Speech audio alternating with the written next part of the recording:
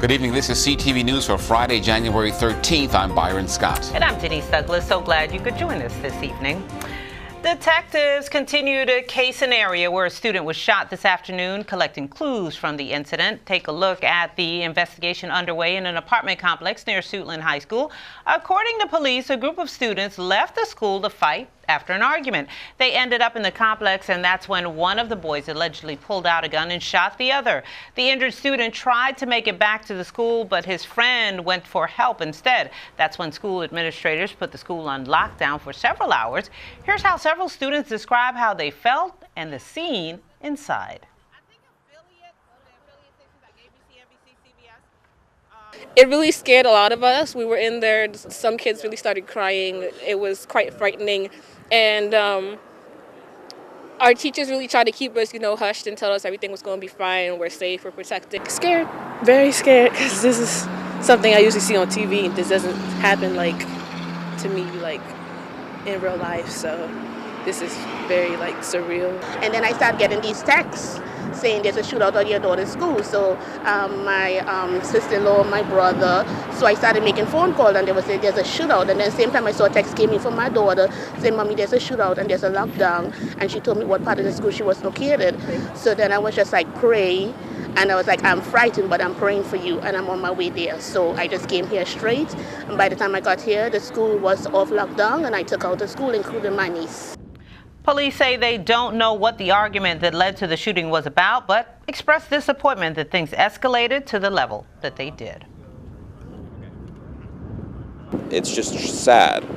It really is. Students to have a conflict or a disagreement to the point you feel you need to physically fight is bad enough. But to feel you need to bring a gun that could end another student's life, my guess is the argument didn't rise to the level of homicide. Now, the student who was shot was treated at the scene and taken to a nearby hospital. Police are searching for the shooter in the case, who they have not identified yet. A Prince George's lawmaker says he's concerned that the federal investigation into bribery on the county liquor board is resulting in the loss of public trust in government. Senator Paul Pinsky says the pay-for-play scandal demeans all public officials, most of whom work hard to do right by the people they serve. He also says he hopes the justice system will work and root out all of this corruption. It saddens me. I was surprised to hear about it, of at least one of the individuals involved, the first one, Will Campos, around liquor and even previously on the council. It surprised me. We want to increase the confidence in government and the public, not decrease it. And this kind of thing just cuts away people's confidence in their elected officials, whether at the county level or the state level. And, people should. Meantime, the county's Democratic Central Committee is beginning the process of filling the House seat vacated by Delegate Michael Vaughn, who resigned earlier this week, citing health concerns, raising questions that he may be involved in the federal corruption probe. Now, according to the party official, the committee will convene a special public hearing in the coming weeks to inform residents who are interested in that position.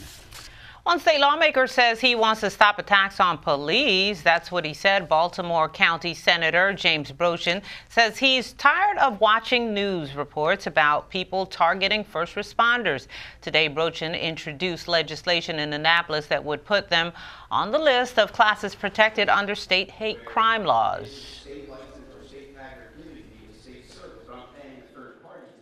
This basically says that if the reason that you assaulted a police officer or killed a police officer, anything to do with a police officer or an EMS person or a firefighter, if you did it simply because they were an EMS person or you simply did it because they were a police officer, not because you were in a fight with your spouse or your roommate and then a police officer came and interceded and they got involved, no.